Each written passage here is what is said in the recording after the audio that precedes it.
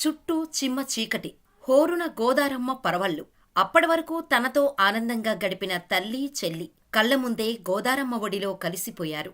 తాను కూడా కిందపడే సమయంలో చేతికందిన వస్తువును పట్టుకుని వేలాడుతోంది. ఏమాత్రం పట్టు సడలినా ప్రాణాలు గోదారిపాలు అవుతాయి. అప్పుడు ఆ 13ఏళ్ల అమ్మాయి చేసిన ధైర్యం యావద్దేశం మెచ్చుకునేలా చేసింది. ఈ చిన్నారి ధైర్యాన్ని చూసి మృత్యువు సైతం తోక ముడిచింది. అందుకే ఇప్పుడు ప్రాణాలతో ఉంది. పెద్దవారు సైతం భయపడే ఈ సిచ్యువేషన్లో ఈ చిన్నారి చూపిన ధైర్యానికి పోలీసులే హ్యాట్సాఫ్ చెప్పారు.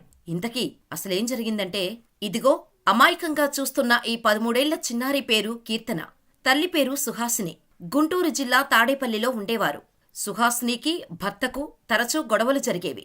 ఒక్కరోజు కూడా ప్రశాంతంగా పడుకున్న రోజులు లేవు. దీంతో భర్త నుంచి విడిపోయి కూలిపని చేసుకుంటూ కీర్తనను పోషించేది. ఈ క్రమంలోనే కరోనా వచ్చింది. అప్పుడే ప్రకాశం జిల్లా దర్శికి చెందిన ఉలవ సురేష్ పరిచయమయ్యాడు సుహాసినికి. ఆ పరిచయం కాస్త ప్రేమగా మారింది. దీంతో ఇద్దరూ లివిన్లో ఉండటం స్టార్ట్ చేశారు. ఇక వీరి ప్రేమకు గుర్తుగా పాప పుట్టింది. ఆ పాపకు జెర్సీ అని పేరు పెట్టారు. చిన్నారి పుట్టిన ఏడాది వరకు బాగానే ఉన్నా ఆ తర్వాత నుంచి సుహాసిని, సురేష్ మధ్య గొడవలు స్టార్ట్ అయ్యాయి. జెర్సీకి తండ్రిగా సురేష్ పేరును సర్టిఫికేట్స్ లో రాయించాలని అడిగితే దానికి ఒప్పుకోలేదు. ఈ విషయం మీదే ఇద్దరి మధ్య మనస్పర్ధలు వచ్చాయి.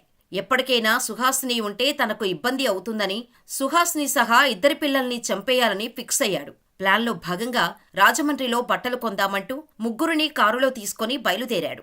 అలా ఆగస్టు 5, 2023న అంటే శనివారం రోజు మొత్తం రాత్రంతా ఎక్కడెక్కడో కారులో తిప్పాడు.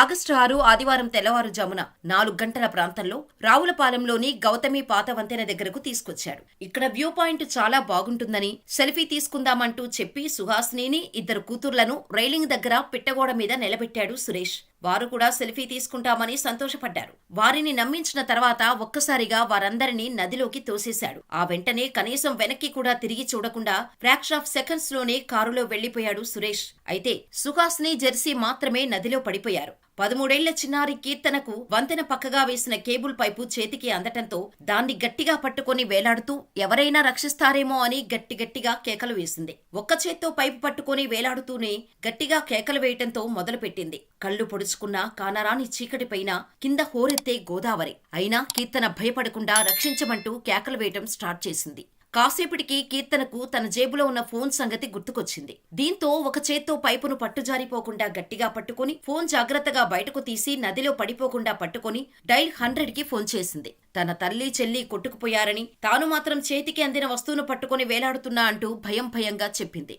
చిన్నారి పరిస్థితిని అర్థం చేసుకున్న రావులపాలెం ఎస్ఐ వెంకట్రమణ చిన్నారి ఫోన్ చేసిన లొకేషన్ వెంటనే ట్రేస్ చేయించి వితిన్ మినిట్స్ లో అక్కడకు చేరుకున్నారు. చిమ్మ చీకటిలో సుమారు 6 గంటల పాటు కేబుల్ పైపు ఆధారంగా వేలాడుతూ ఫోన్ చేసిన కీర్తన ధైర్యానికి పోలీసులు ఆశ్చర్యానికి గురవుతున్నారు. ఇక ఈ విషయం తెలిసిన ప్రతి ఒక్కరూ కీర్తన ధైర్యాన్ని అభినందించారు. ఓవైపు తల్లి, చెల్లి చనిపోయిన విషాదం, మరోవైపు నమ్మిన వ్యక్తి, తండ్రిలా చూసుకున్న వ్యక్తి తమను చంపాలని చూసిన షాక్, ఇంకోవైపు ఊహించని ఘటనలు కీర్తన జీవితాన్ని అతలాకుతలం చేసినా మొక్కవోని ధైర్యంతో బతికి బయటపడింది. నార్మల్ గా చీకటిగా ఉంటేనే భయపడే వయసులో ప్రాణాల కోసం కీర్తన పోరాడిన తీరు నిజంగా అభినందనీయమే. మరి కీర్తన గురించి మీరేమనుకుంటున్నారో మాకు కామెంట్ చేయండి.